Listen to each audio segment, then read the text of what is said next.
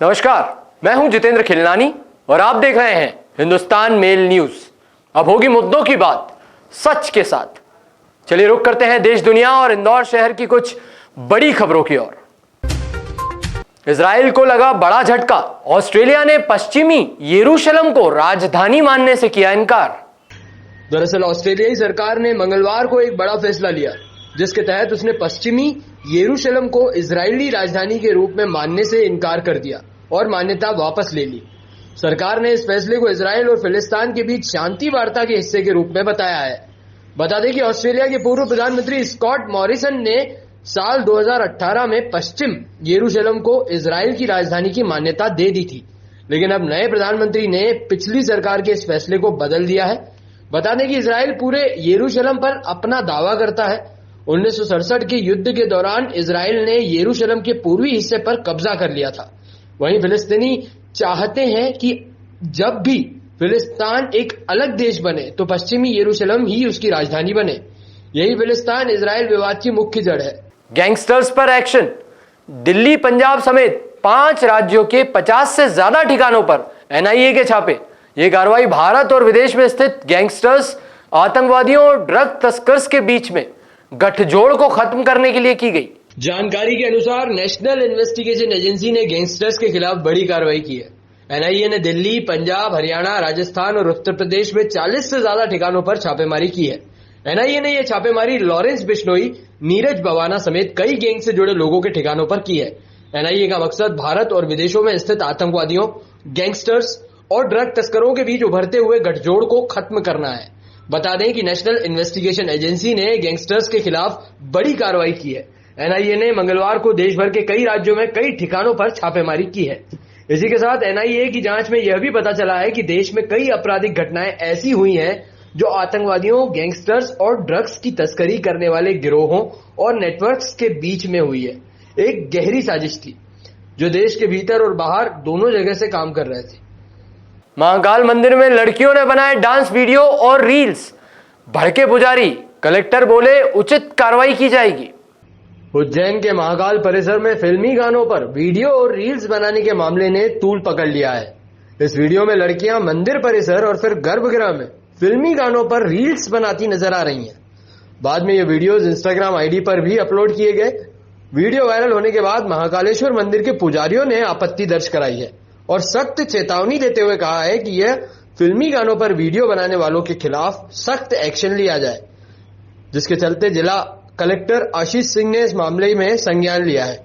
उन्होंने कहा कि वायरल वीडियोस का परीक्षण होगा, साथ ही किन परिस्थितियों में और कहां पर ये वीडियो शूट किए गए हैं इसकी भी जांच की जाएगी और उसके आधार पर कार्रवाई की जाएगी। इंदौर कमिश्नर हरिनारायण चारी मिश्र ने किया शहर के चेकिंग पॉइंट का दौरा। उन्होंने विजयनगर चौराहे पर लगी चेकिंग का बारीकी से किया निरीक्षण। मिली जानकारी के अनुसार इंदौर कमिश्नर हरिनारायण चारी मिश्र देर रात शहर में लगे चेकिंग पॉइंट का जायजा लेने निकले। उसी बीच उन्होंने विजयनगर चौराहे पर लगी चेकिंग का बारीकी से निरीक्षण किया। साथ ही उन्होंने वहां मौजूद पुलिस स्टाफ से ब्रीथ एनालाइजर मशीन की भी जांच की। वह आगामी त्योहार को देखते हुए चेकिंग में सख्ती से वाहन चालकों को नियम व पालन करवाने के आदेश वहां मौजूद विजयनगर एसीपी भूपेंद्र सिंह व टीआई विनय नगर रविंद्र गुर्जर को दिए। इसी तरह कमिश्नर ने पलासिया, रीगल व अन्य चेकिंग पॉइंट का भी निरीक्षण किया। हम जानते हैं कि अभी दीपावली का समय है और बड़ी संख्या में लोग सड़कों पर हैं।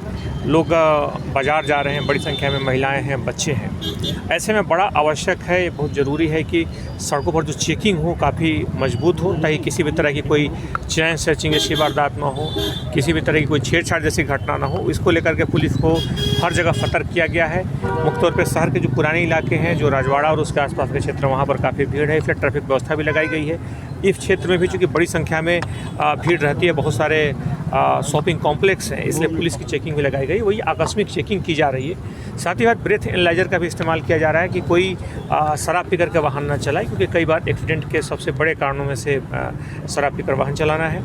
आज लगातार उसी के बारे में पूरे शहर में सघन चेकिंग की जा रही है और उसी की आकस्मिक चेकिंग के लिए यहाँ पर मैं आया हूँ। हाँ सर, कितने चालान बने हैं या किस तरह से? अभी मुख्य फोकस किया गया है चालान से ज़्यादा ज़रूरी है कि लोग यातायात नियमों का पालन करें और मुख्य तौर पर चालान भी जो बनेंगे वो शराब पीकर वाहन चलाने पर बनाए जा रहे हैं, क्योंकि शराब पीकर वाहन चलाने के बाद ओवर स्पीडिंग के बाद जो यातायात की दुर्घटनाएँ होती हैं, यातायात की घटनाओं के प्रमुख रूप से चीज़ें जिम्मेदार होती हैं। इसलिए इन चीज़ों के मद्देनज़र सबको निर्देशित किया गया है। न सिर्फ यही बल्कि शहर के हर क्षेत्र में हर जगह पर चौराहों पर लगातार चेकिंग की जा रही है और उसका उद्देश्य है कि हमारी जो लोग जो सड़कों पर निकल रहे हैं इस पर्व त्योहार के मौसम में बिल्कुल सुरक्षित होकर के निकलें, किसी भी तरह की घटना न हो और अपराधियों पर लगातार दबाव बना रहे हैं। सर इंदौर में साइन बोर्ड पर कर लागू होने से इंदौर के व्यापारी नाराज।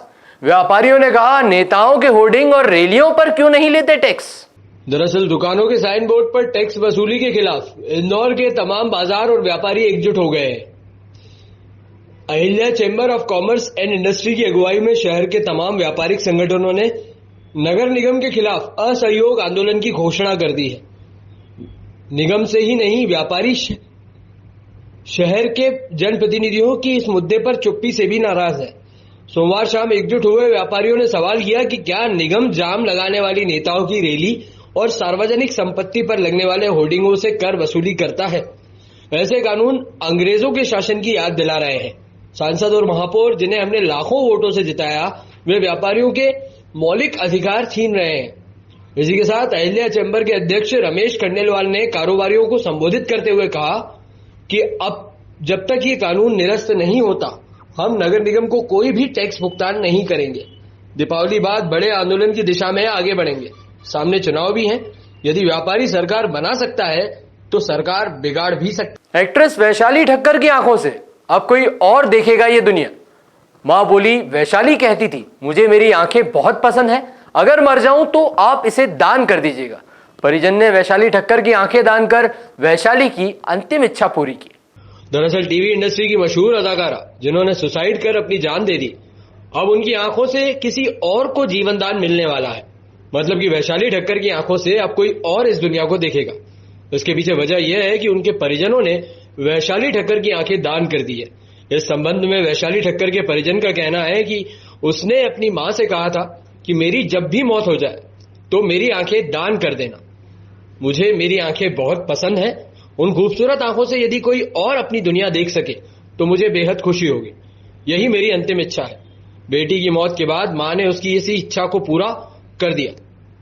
महाजन की मांग पर सीएम शिवराज सिंह चौहान ने इंदौर में अहिल्या स्मारक बनाने की घोषणा। दरअसल लोकमाता अहिल्याबाई होलकर के जीवन पर बनने वाले स्मारक का रास्ता धीरे धीरे साफ हो गया है। स्मारक संचालन के लिए बनाए जाने वाले ट्रस्ट को लेकर पूर्व लोकसभा स्पीकर सुमित्रा महाजन ने प्रशासन को गठन का आवेदन दे दिया है। इधर उनकी ये भी मंशा है कि जमीन भले ही सरकार दे रही है, लेकिन स्मारक की नींव जन सहयोग से रखी जाए। जनता को लगना चाहिए कि स्मारक उनका अपना है, जिसमें उनका भी योगदान व भूमिका है। इसको लेकर बड़े पैमाने पर अभियान भी चलाया जाएगा। आज पुष्प नक्षत्र पर सजकर तैयार है बाजार। पुष्प नक्षत्र खरीदारी के लिए माना जाता है शुभ। दरअसल पुष्प नक्षत्र पर खरीदारी का अपना महत्व होता है। कई लोग इस दिन खरीदारी करते हैं। ज्योतिष शास्त्र में सभी नक्षत्रों में पुष्प नक्षत्र को नक्षत्रों का राजा माना जाता है। पुष्प नक्षत्र को ऊर्जा शक्ति प्रदान करने वाला नक्षत्र माना जाता है। पुष्प नक्षत्र को सौभाग्य, समृद्धि और सुख के साथ पोषण करने वाला माना जाता है। ज्योतिष शास्त्र में 27 नक्षत्रों के चक्र में पुष्प 8वां नक्षत्र होता है। इसे नक्षत्रों का राजा कहा जाता है। इस नक्षत्र की देवता बृहस्पति और स्वामी शनि है। दीपावली से पहले पुष्प नक्षत्र का आना बहुत शुभ माना जाता है। ज्योतिष शास्त्रियों के अनुसार पुष्प नक्षत्र 18 अक्टूबर यानी मंगलवार को ब्रह्म मुहूर्त में सुबह 4:30 बजे से शुरू होगा। इस बार यह नक्षत्र पूरे दिन और पूरी रात रहेगा। पुष्प नक्षत्र 19 अक्टूबर यानी बुधवार सुबह 7:11 तक रहेगा, जिसके चलते ऐसा माना जाता है कि खरीदारी के महामुहूर्त यानी पुष्प नक्षत्र में सोने चांदी के आभूषण, जमीन, संपत्ति, गाड़ी, भोग विलास की वस्तुएं आदि खरीदना अत्यंत शुभ होता है। मुख्यमंत्री शिवराज सिंह चौहान की अध्यक्षता में हुई निवेश संवर्धन मंत्री परिषद समिति की बैठक। जानकारी के मुताबिक मध्य प्रदेश में आर्थिक गतिविधियों को बढ़ावा देकर रोजगार के अवसर सृजित करने के लिए सरकार ने सोमवार को 3,25,000 करोड़ रुपए के निवेश प्रस्तावों को मंजूरी दी है। इसमें खाद्य प्रसंस्करण, दवा, और कपड़ा उद्योग क्षेत्र की कंपनियां प्रदेश के अलग अलग हिस्सों में इकाइयां स्थापित करेंगी। इससे 7,000 व्यक्तियों को सीधे तौर पर रोजगार मिलेगा। मुख्यमंत्री शिवराज सिंह चौहान की अध्यक्षता में हुई निर्वेश संवर्धन मंत्री परिषद समिति की बैठक में महिमा फाइबर्स कंपनी के 576 करोड़ रुपए के प्रस्ताव को अनुमति दी गई। कंपनी धार के धर्मपुरी और खरगोन के कसरावद में कपड़ा बनाने की इकाई लगाएगी। एक्टर आयुष्मान खुराना अभिनीत फिल्म डॉक्टर जी मंडे टेस्ट में हुई फेल। फिल्म में आयुष्मान एक गायनेकोलॉजिस्ट के रोल में है। दरअसल लॉकडाउन के बाद दोबारा खुले थिएटर्स में एक हिट के लिए तरस रहे आयुष्मान खुराना की फिल्म डॉक्टर जी शुक्रवार को रिलीज हुई। फिल्म में आयुष्मान एक गायनेकोलॉजिस्ट के रोल में है। उनके साथ रकुलप्रीत सिंह और शेफाली शाह भी महत्वपूर्ण किरदारों में हैं। लॉकडाउन के बाद से आयुष्मान की 2 फिल्में चंडीगढ़ करे आशिकी और अनेक थिएटर्स में रिलीज हो चुकी है।